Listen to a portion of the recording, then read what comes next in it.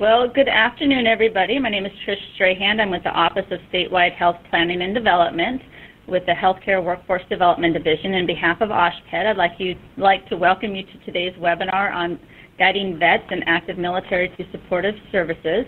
Please be advised that this webinar will be recorded and used for future presentations. Before we begin, I have a few things to go over. As you can see on your screen, there are a few communication tools available to assist you with alerting someone that you have a comment or a question. If you have a question or comment or you can't hear very well, please select the raise hand icon in the upper left-hand corner, which will alert me or Kendra. If you're using a Mac, the icons are actually on the right-hand side. And please remember to click the raise hand icon again once your question or comment has been addressed, and this will clear the icon that shows up next to your name.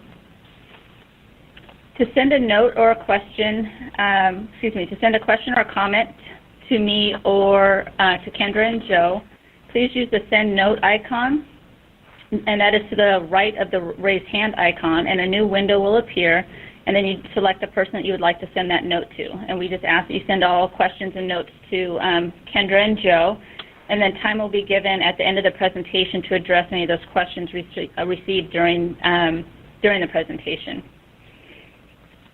And we will actually be conducting this webinar with an open mic so that you can ask questions throughout, but please keep in mind of your background noise on your phone. So if you notice that the background's a little bit loud, or people are talking or whatever, if you can just click the mute button at the top, and then a little microphone will show up with a line through it, and that will let you know that you are muted, and then you can unmute yourself the same way. So now I go ahead and turn you over to Kendra to start the presentation. Hello, good afternoon, everybody. My name is Kendra Brandstein, and I'm the director of the San Diego Border Area Health Education Center, and I'm here with our veteran expert, Joe Qualls, who we've been working with for a long time now in addressing some of these issues in the community. I'm also here next to me to the left is Nat, who's a social work student of mine who's working in some of our clinics. So that's who's here today, and we appreciate you being on this call. We also are most enthusiastic to share with you this presentation. It's a very personal presentation because of both Joe and I's experience. Joe, being a veteran, will talk to you about his personal experiences experiencing mental health issues and how he's overcome that. And I come to this presentation with losing a nephew to suicide. So it's very near and dear to my heart. And some of you that are sitting listening to this now may be at a clinic, maybe in some primary care setting, where you actually have a veteran sitting in front of you and didn't even know that was a veteran. And so our goal today is to share with you about the issues facing veterans, especially related to mental health issues, share with you some signs and symptoms, and give you some suggestions on how to help them navigate the veterans to services. And so I'm going to just start with the background, and I'll share with you a little bit of data that comes from the Veterans Affairs. 2 million veterans have served in Iraq and Afghanistan. 50% of these eligible veterans report having a mental health problem, and family members today are dealing with deployment-related issues.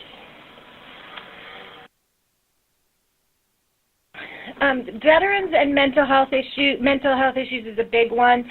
The reality here is that veterans are not getting to where they need to go to get services, and we'll talk more about what those barriers look like. But I'll share with you just a little bit of data.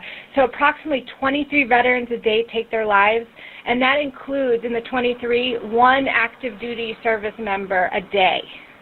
That's a lot of heroes. And if you did the math there, it would be about 8,395 who are taking their lives. Of the veterans that are eligible for services, only 51% of them are actually using the eligible services and benefits.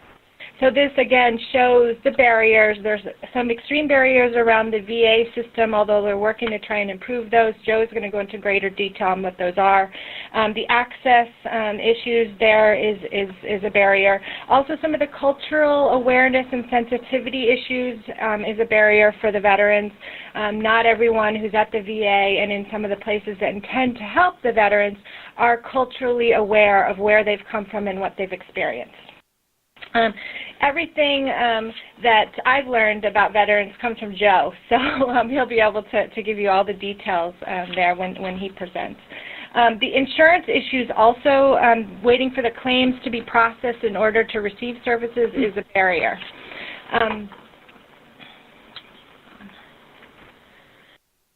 Just to reiterate, some of the mental health diagnosis data shows the high incidence of the following in the 625,000 eligible veterans at the VA.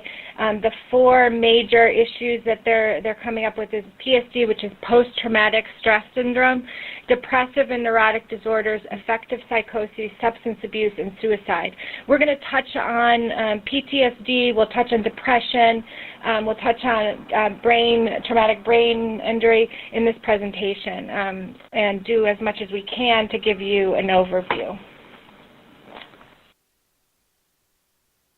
The challenges, as you may imagine, are enormous, and the consequences of non-performance are significant for the veterans. The reported psychological symptoms, again, these are self-reported data, and it shows that 38% of the soldiers are reporting psychological symptoms, 31% of Marines, 49% of the National Guard. And furthermore, psychological concerns are significantly higher among those with repeated deployments, which is a rapidly growing cohort. Issues that our veterans are facing today are very different than veterans in the past, and Joe's going to go into some detail. In the last presentation, actually, we had several veterans from Vietnam and other places, and their issues are quite different, but yet there are some similarities. Okay, so I'm actually going to pass this over to Joe, and I'm going to step back in as we go into some more of the mental health issues. So thank you, Joe, for being here. Oh, my pleasure. Good afternoon, everybody. This is a big issue. It's obviously not going to be fully addressed, but this is intended really to start the conversation and start your thought process and who's sitting in front of you, whether it's a veteran of current or past wars, and their family members, because this affects them as well. Combat is kind of an ugly thing. Some of us experience the death of our brothers or sisters, shooting an enemy, engaging the enemy. That includes actively seeking out with the sole purpose of killing the enemy. IEDs, which is an improvised explosive device, being blown up, whether in a vehicle, multiple exposures to this lead to, or even a single exposure, to mild or worse TBI. And that's kind of a complicated thing too. This is new for this war, and it's kind of become the signature injury these wars.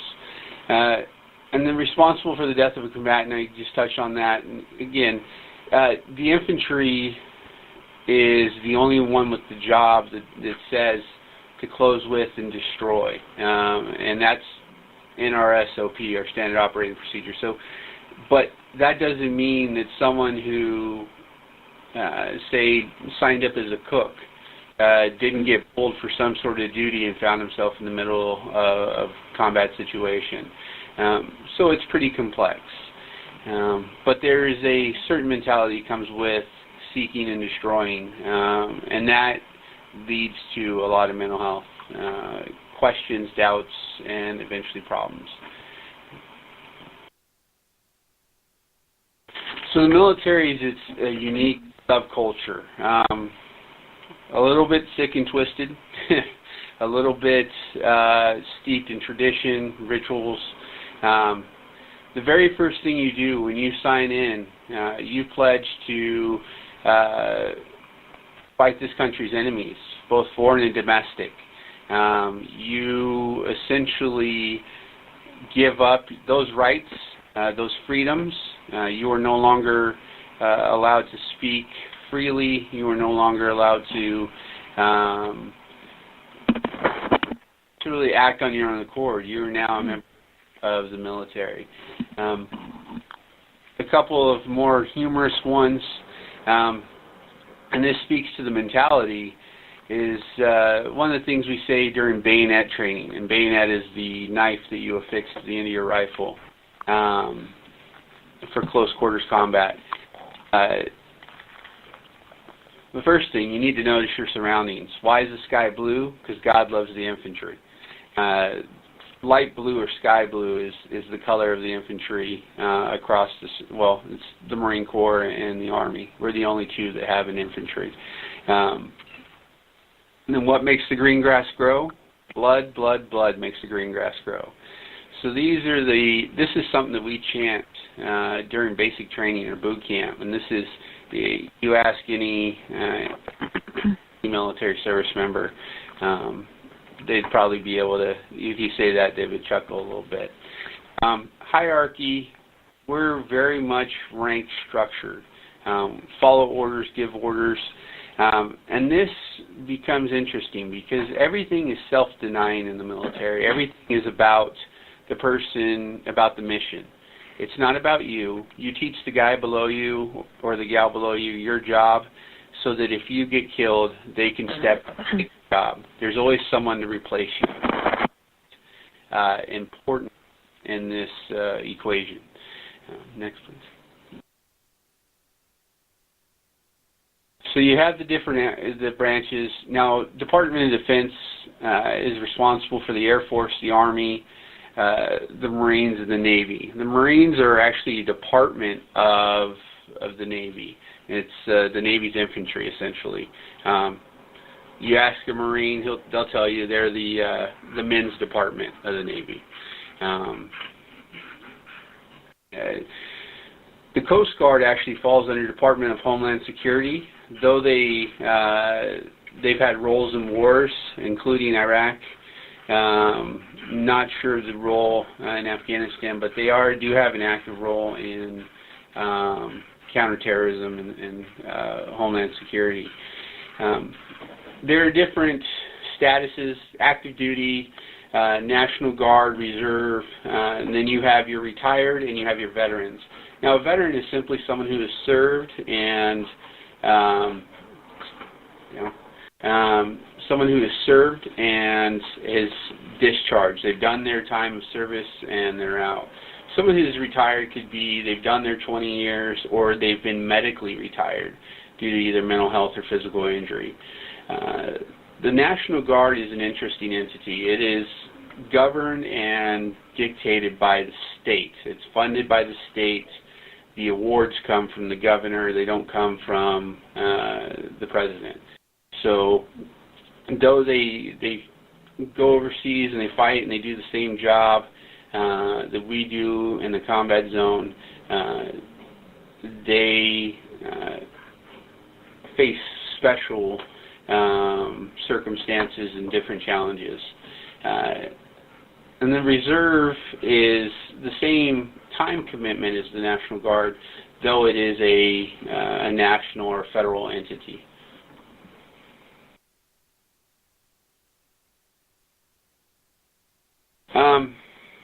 PTSD, post-traumatic stress disorder. Some people will call it post-traumatic stress. Some people will call it, as Kendra did earlier, post-traumatic stress syndrome. Some call it injury. The fact that we play around with the word and the wording, in my mind and a lot of my fellow veterans' minds, adds to the stigma. Because if it's not a big deal, then why do we find that we need to take disorder? And it is what it is. So be aware of that. It's an anxiety disorder. It changes the body's response to stress. Now, it can occur after a traumatic event, psychological, there have been genetic ties, physical and social factors are involved.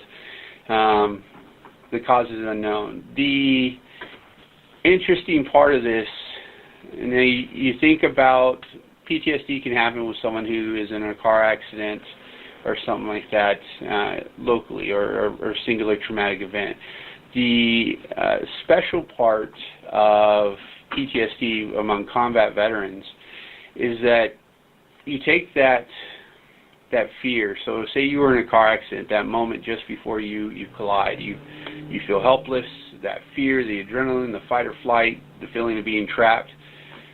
That height of adrenaline is my baseline in combat. That's how I go to sleep. That's how I do everything. I never come. That's me relaxed in a combat zone.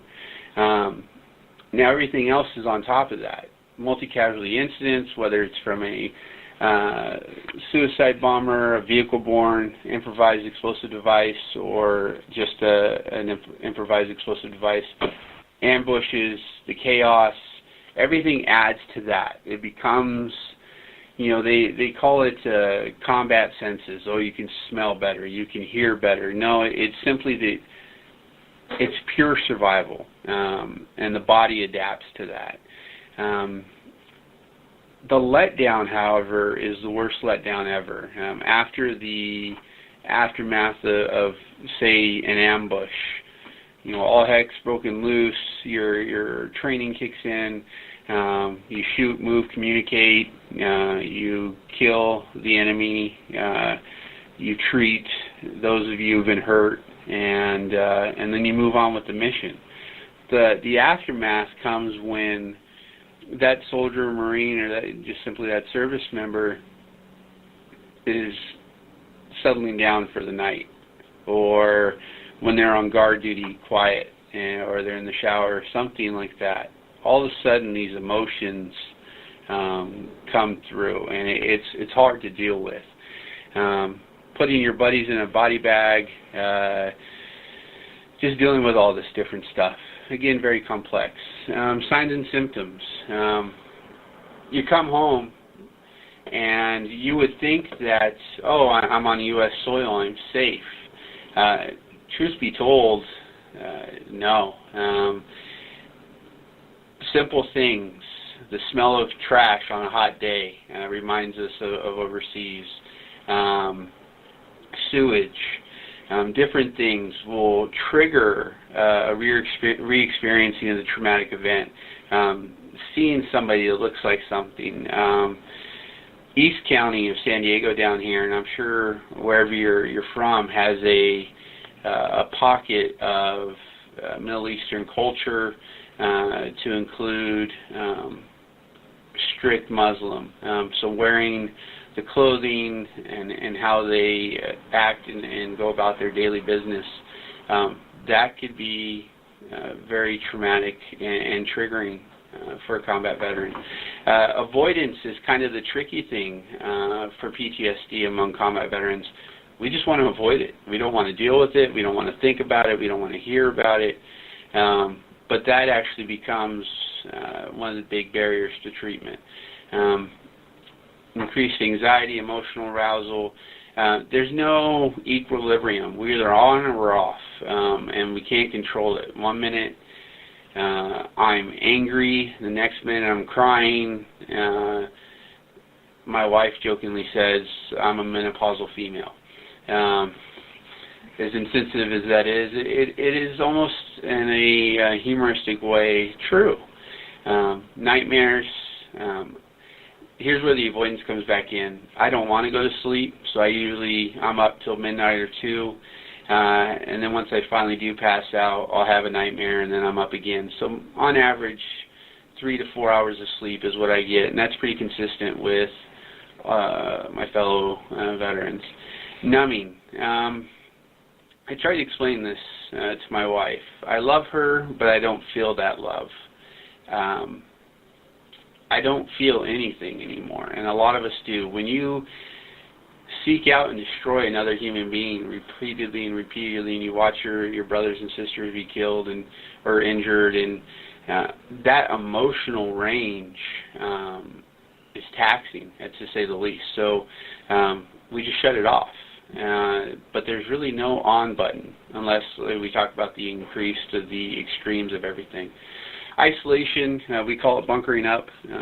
We just don't want to, society is very complicated. People aren't aware of you. You're no longer wearing bulletproof vests and carrying ammo and grenades and guns. So it's very scary. So it's easier just to deal, just to lock ourselves up. In treatment for PTSD, there's a number of things: cognitive therapy, exposure therapy, EMDR, which is rapid eye movement, medication, group therapy, and family therapy. As I mentioned earlier, the effect on the family is tremendous. My wife will tell you that she has PTSD as a result of, and not in a careless way, but she is aware of things that she probably wouldn't have been because of my issues and the things I've put her through, and so on and so forth. So it's not the same as mine, but to say the least, it's traumatized her at a certain level. The problem with cognitive therapies or exposure therapies, they're very intense. And we talked about avoidance on the slide prior. We don't want to deal with this stuff. So now, say for cognitive therapy, you ask me to pick one of my more traumatic events and focus on it and break it down. That's pretty intense. And if I don't trust you or I don't feel safe, these are, it becomes barriers to this kind of treatment. Think about your office. Is your client, your veteran, is his or her back to the door? Are you between them and the door? These kind of things. How you're, as simple as laying out. Medication, we're scared of that. None of us want to be drugged up or zombies because of the medication we're on. We've all heard the connection with suicide and so on and so forth. So approach that very carefully.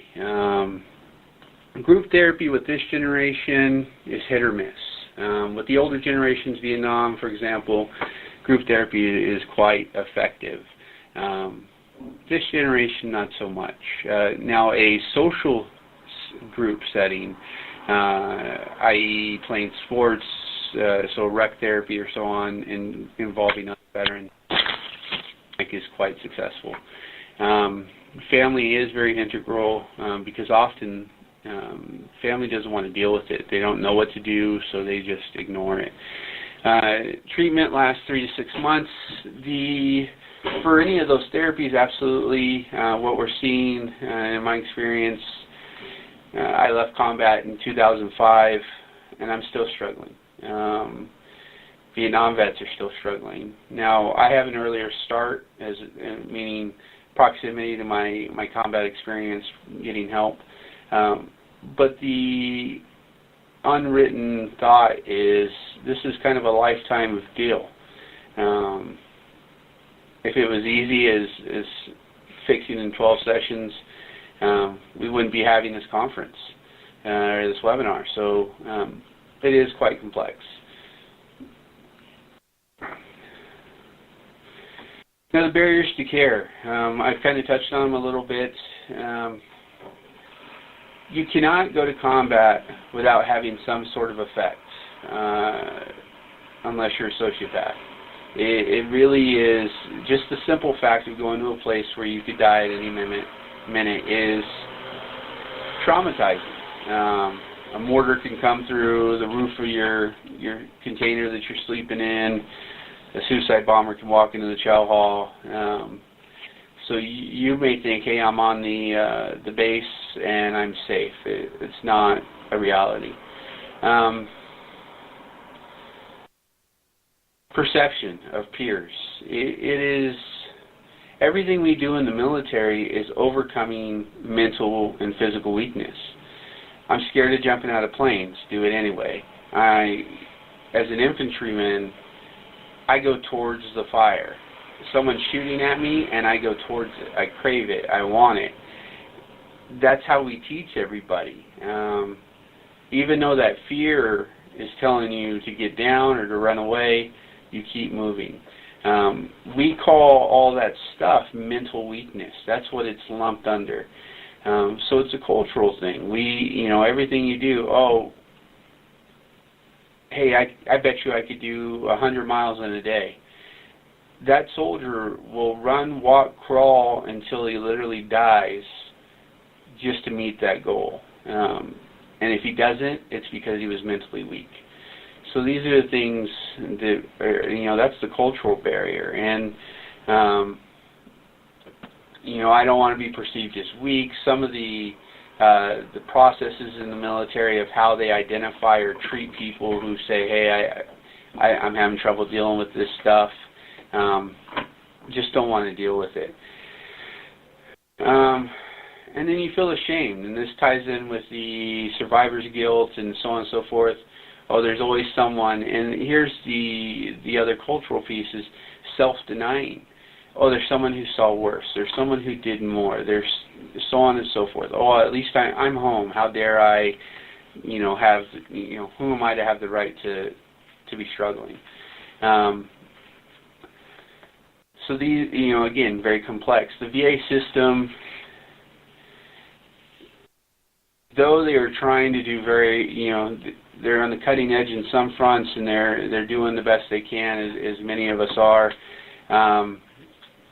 It's very daunting. We've seen on the news the backlogs for claims. The importance of a claim, some people think, they're just not getting paid, they're still getting treatment. Well, if they don't get a proof of the claim, all the treatment they've got, they're now on the hook for. They have to pay for it because it's been deemed not related to combat or service related. So say someone goes in and they're seeing somebody for a bad knee.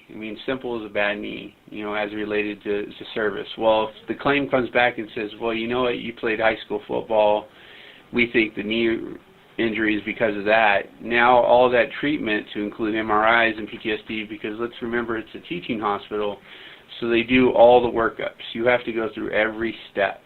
There's no skipping steps. So all that treatment and all those things you now have to pay for. So that's the importance of the claim. Not so much the money.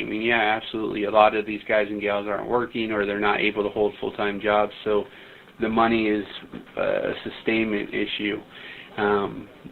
Because, again, if they can't pay the bills, that means they're working, how many ever.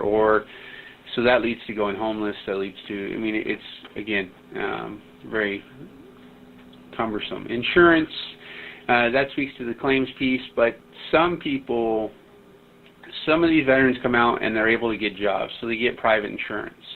This becomes a struggle between the VA system and civilian insurance, and how everything works out, and do I go see a civilian doctor or go see the VA system? Because the VA system is very taxed. They're understaffed, they're undereducated, and educated, on the cultural competency piece. A lot of these doctors and therapists and so on are out of college. The guy sitting next to you who's supposed to help you with your PTSD is the same age as you. But the life experience is drastically different. So, and that military that cultural competency, so I say something jokingly like, what makes the green grass grow? Blood, blood, blood, and I see you twitch or show something in your face, that is a barrier to care. You've judged me. If you can't take that, how are you supposed to deal with me talking about how I killed somebody, to include a kid or a woman? So justified, again, there's societal stigmas that go along with that. So there's a lot of barriers. The more you know, the better educated. The last piece of that, I will tell you, never use the word I understand or the words I understand or I get it. I'm a combat vet. I've seen plenty of combat, but I will never tell another combat vet that I understand, because his or her experience can be completely different. Guys that I fought next to, we talk about it, and we both have different perceptions. So you never really get it. Each one is individual and special. Traumatic brain injury. I talked earlier about how it's kind of the signature injury of this war. Amputation was the signature of Vietnam, all the booby traps and so on. We have a high incidence of amputees now, and especially they're surviving because of medical advances. Traumatic brain injury, however, is kind of the big question mark. Okay, yes, we're learning more with the advances in football concussive injuries or concussive injuries across the board, but TBI in the military, again, like PTSD, is a different entity. Now, when you're blown up, there becomes a pressure that goes through your body. It squeezes the brain, it squeezes the eyes, internal organs, and all that stuff is affected by the blast, the percussion of the blast. Now, you do it over and over and over again. Some of us have blown up multiple times, 18 times myself. So this becomes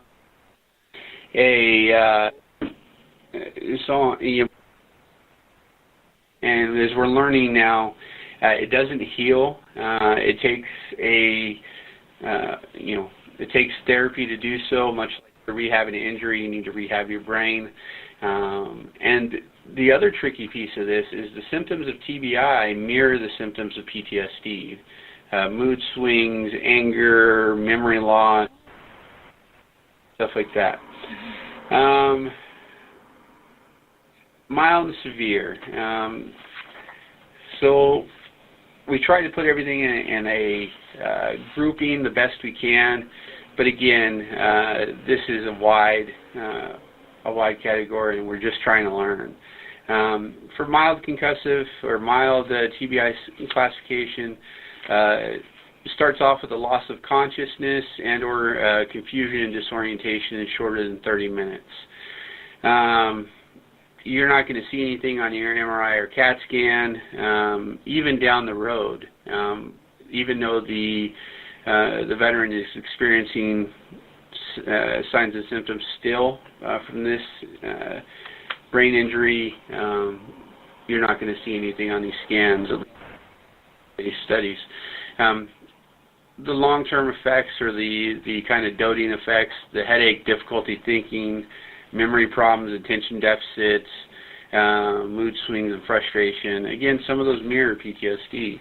Severe, on the other hand, this becomes a visible wound in the sense that there's obviously a impact on the veteran. So it becomes severe when you have loss of consciousness for 30 or more minutes,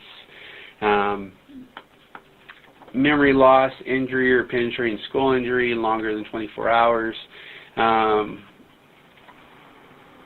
There's a lot of this. Now we're talking a lot of effects that happen to this. Tremors, function, arms and legs, abnormal speech, loss of thinking ability, emotional problems. A lot of the severe TBI, veterans with severe TBI are going through speech therapy, physical therapy, learning how to do everything over again or adapt it to what they're able to do at this point. So TBI allows, there is new treatment, there's stuff out there that helps rehab the brain and kind of get it back functioning at least better. The tricky part of this is a veteran comes in, say with a mild TBI, and is struggling with They say, hey, I'm different. I'm not the same I can be. But according to testing, they're the same. This becomes frustrating because the veteran knows there's something different. They can't read at the same level. They can't read as long. They forget things, so on and so forth. But on cognitive testing, they're high functioning. Truth is that veteran was probably higher functioning prior to, and they're noticing the effects. They know that there's something different, and that becomes very anxiety producing and so on. TBI and PTSD both mess with the sleep. Again, I'm pretty standard with 3 to 4 hours a night. We're all kind of somewhere around there. Our sleep cycles and our brain being able to shut down and so on. That last bullet there, there is no cure for PTSD or TBI, but treatment is a must. Now, there used to be a thing we said that it doesn't have to be perfect, it just has to be better than it was. That's kind of what this means. Never going to be the same. There's always going to be some sort of effect, but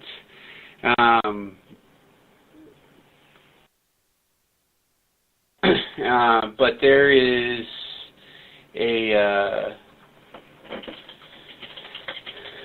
there's an ability to get better, or at least higher functioning, and it's a struggle.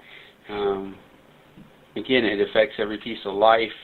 The feeling of failure or being not enough, all these things kind of play in. So as you see, it's kind of a vicious circle.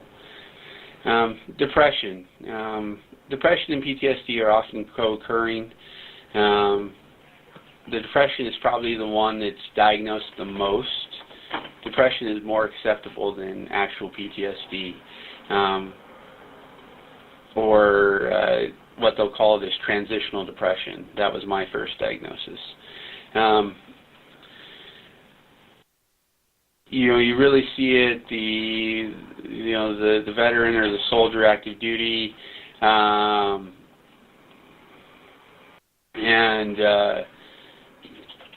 they withdraw. They're dealing with different things. This was where we're starting to see the self-medication. Again, there's a number of different causes, but the fact that you're going through different things, the combat experience, the trauma, constant pain, combat in the military in general, they say for every 1 year in the infantry, it ages the body by 10 years. All the constant running, the lifting, the gear, the pounding on your joints, the exposure to different things, it all plays, it all wreaks havoc on the body. Jumping out of a plane, those chutes aren't meant to keep you in the air for a while, because then you just become target practice. So they're meant to send you down, so you're going to hit the ground. And you do that a number of times. It's like a car crash, especially if you're a bigger guy. It's not just your body weight, it's also all your combat equipment, and oftentimes jumps are at night. So again, all these things are what build up. So back pain and arthritis, and that can lead to depression. Signs and symptoms, sadness, restlessness, so extremely sullen to whacked out hyper. Lack of interest in things that they used to like to do, lack of energy, difficulty sleeping or sleeping too much, fluctuations in appetite, eating way too much or too little, which leads to weight gain or loss. Problems concentrating, remembering, or making decisions. Again, that's similar to TBI and PTSD. Having thoughts of death or hurting oneself. Now, this is where we tie in the suicide piece.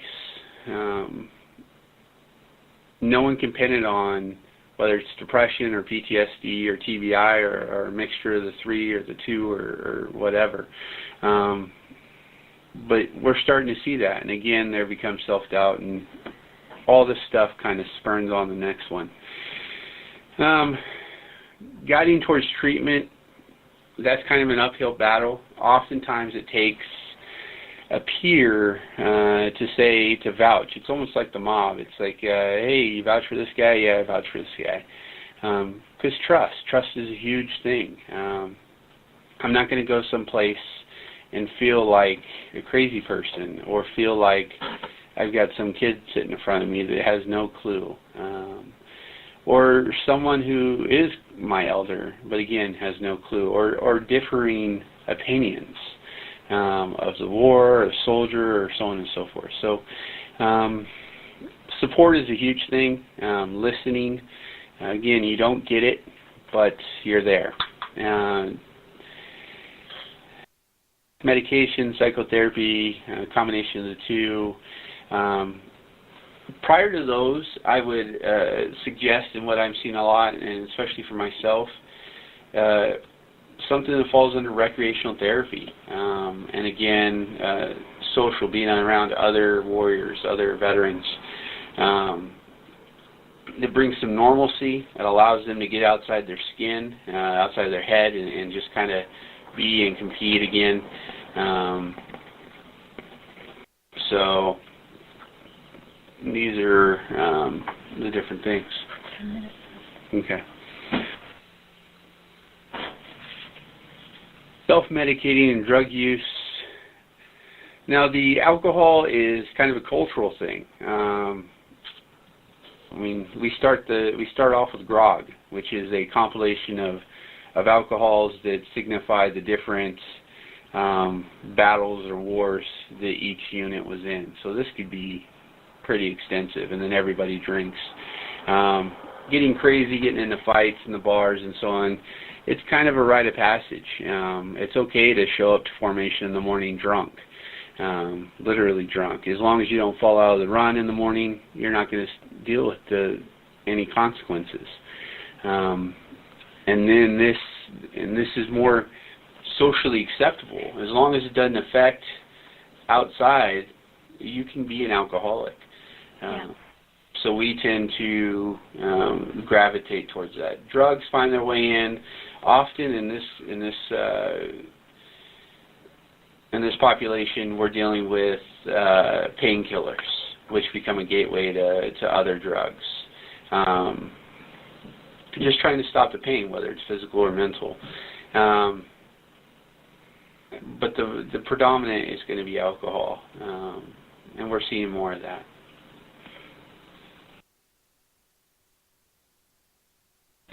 What can you do? And what can you do?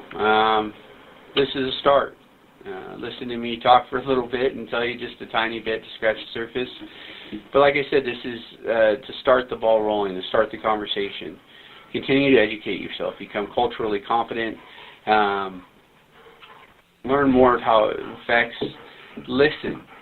Make your environment as welcoming as possible. Understand is kind of a subjective term. Understand at your level is more appropriate. Understand the best way you can. Now, that doesn't mean comparing. I had a supervisor that tried to compare his being gay, me having PTSD, and he was trying, and I appreciate that. But again, I would never even try to compare me to him in any way. But that was his way of trying to understand. So don't do that. Understand at your level the best way you can. Ask questions, that's fine. But more than anything, be consistent. Do what you say you're going to do. If you don't know, just say you don't know. Don't give us any false hope. And do the best you can. That's all we ask. Resources, they vary from area to area. There are lots of national resources, and more now than ever, you can go online and look up veterans resources or specifically PTSD. There are national nonprofits that offer different mental health and stuff like that for free.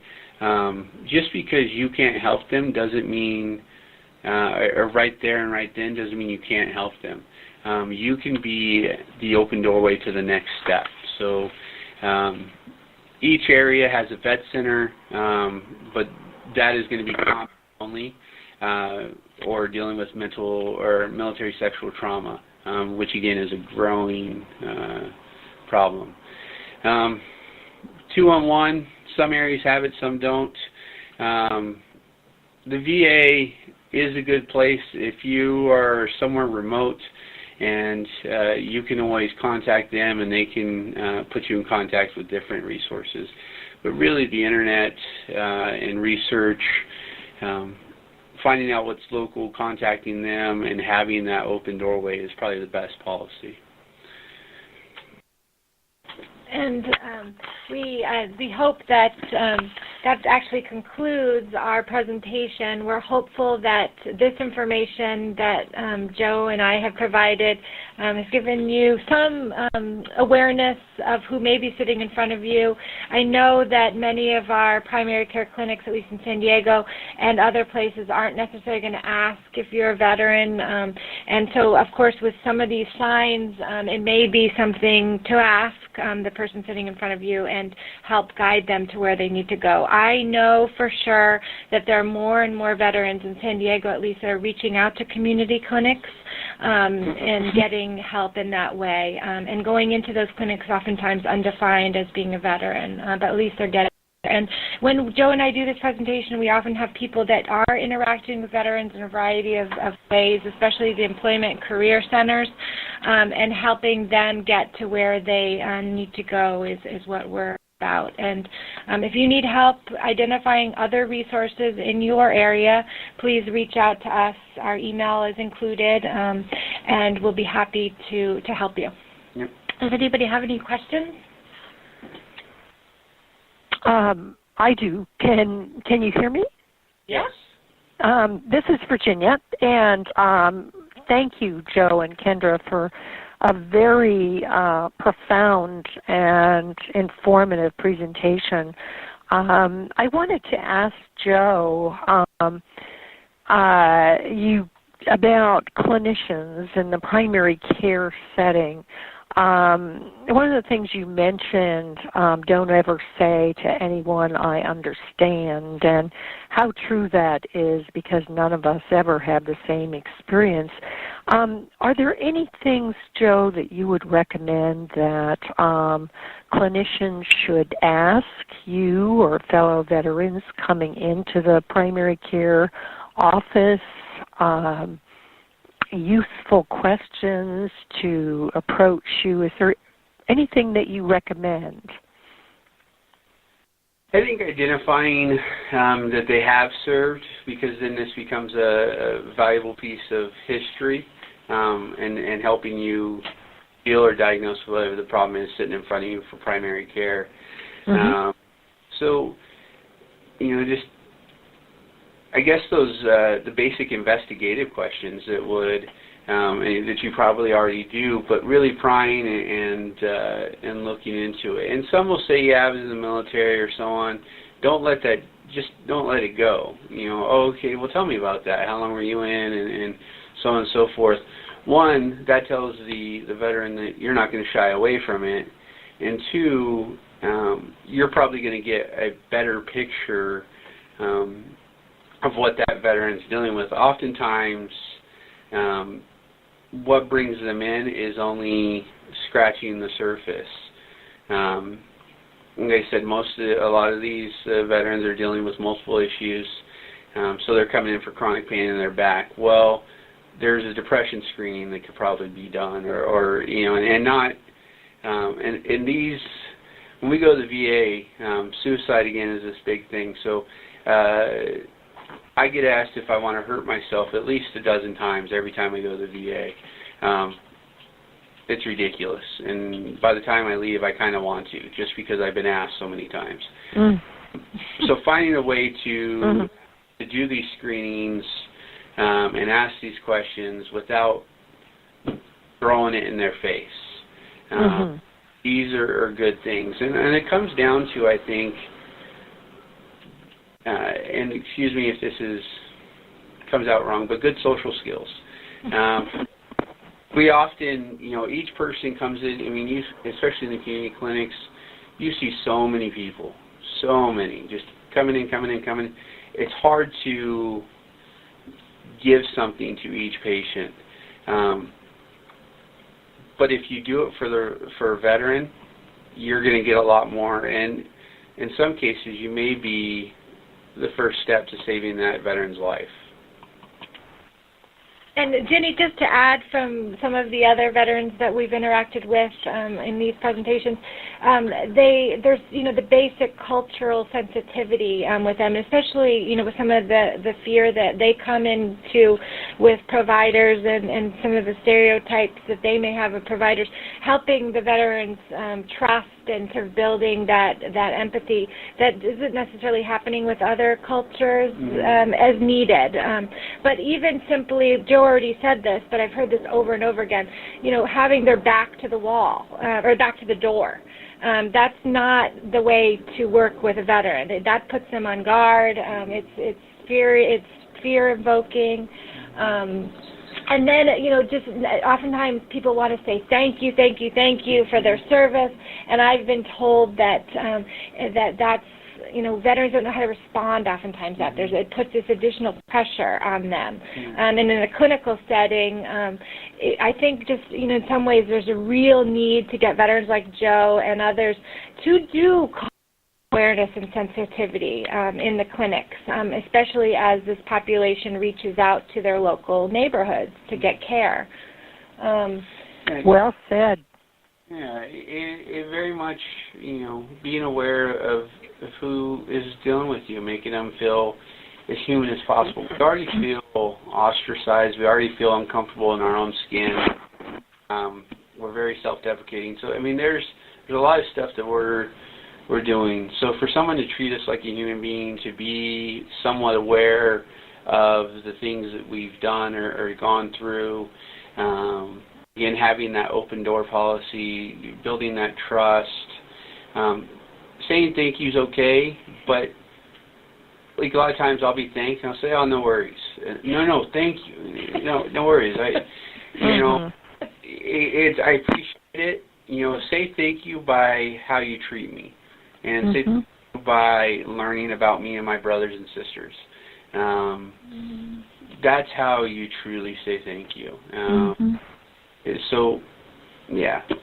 Great. One of the things I'm struck by also as I listen to your thoughts and feelings, and there's a lot here about that feels like a grieving process. In a way, there is a lot of grieving that takes different forms, and when any of us are grieving, as you mentioned, Joe, it helps to be with other people who've had like experiences. But it just, I've just been thinking as you've been talking about the grieving process and how some of the things that you've shared are very much a part of that. We have what's called, and we call them anniversaries, and most of us have them. I wear a bracelet on my wrist that says the date of one of my best buds, the day he was killed in action, and I'll wear it to the day I die. Every year on his last day, I drive up to LA and I go to his grave and I sit there. I bring him a beer and we sit there and have a beer together. There are other traumatic events or times throughout the year that resonate with me, and they will forever. So we're always grieving, and it ties into again that survivor's guilt. I made it out of there. How did I make it out of there? Men that were better than me didn't. So I'm constantly, and every time, say I mess up. Now we talk about the self-medicating and so on. So I get a DUI. Now I'm a real dirtbag, and I'm even more self-deprecating, and you know, so-and-so who didn't make it back. So you see how complex and how this all ties in. So yes, absolutely, there's still a grieving process. Ginny, something that I just want to iterate to the group that Joe touched on briefly, but I'm going to reinforce it some more. He's talked about cognitive therapy, he talked about group therapy. He mentioned briefly recreational therapy being important as a social mechanism to bring other people that have experienced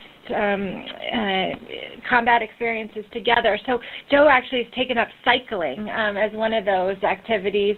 And the other thing that he hasn't mentioned, which I'm going to mention because Mr. Hooligan is sitting right next to him, which is a service dog, and the role that animals play in the healing for veterans is huge. And there's been lots written on it and lots of movies and different KPBS programs that show the value. And Hooligan is sitting right next to him right now, just looking at him as his protector. And I can't say enough about the therapy that an animal plays. I would agree. So. Now, what kind of dog is Hooligan? Hooligan is a PTSD dog. He's a golden retriever. Oh. Really cute. Yeah, he's really cute, really sweet, and that's a good thing. His role is instead of approaching me, one of my things when I would go out in public, the visual is I'm 6'6" and 300 pounds. I'm a big guy with a big beard, and so I come off as intimidating. So I just kind of give that vibe, and I try to get in and out of where I'm going and not have to deal with people. Well, having this stinking cute dog attached to me, everybody wants to address the dog. Well, it's a good thing because lower language. They're no longer a threat to me because they're addressing the dog before they address me. So that takes some stress out. And then he is my battle buddy.